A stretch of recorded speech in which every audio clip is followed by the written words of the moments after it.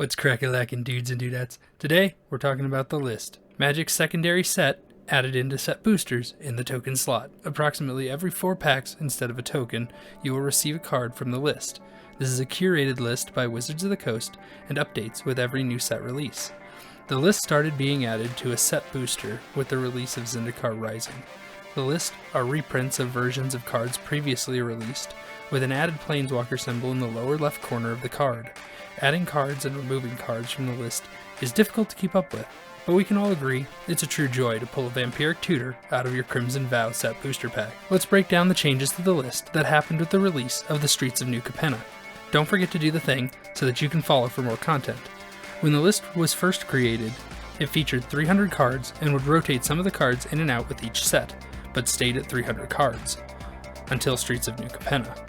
The list now contains 68 cards and offers to give special, new in-Magic Universe versions of the Universes Beyond, Stranger Things Secret Lair cards in this slot. Looking at this list, there are currently 12 cards with market value over $5.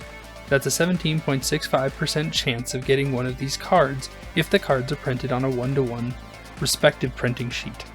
The 68 does include the new versions of the Stranger Things cards, which Wizards has said is meant to be more common in these set packs, as can be seen in my pull rate of the new Capenna set booster opening linked here.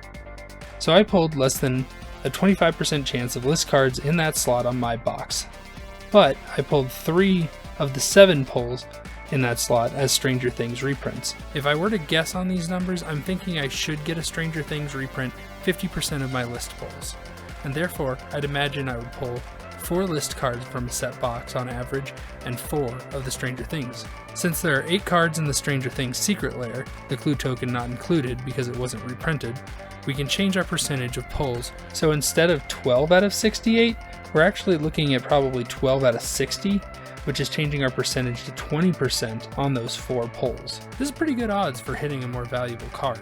But how valuable, you may ask? Well, I averaged the market value of each one of the current list cards valued at over $5, and it averaged $19.88 based on TCG market pricing the day that I pulled the data.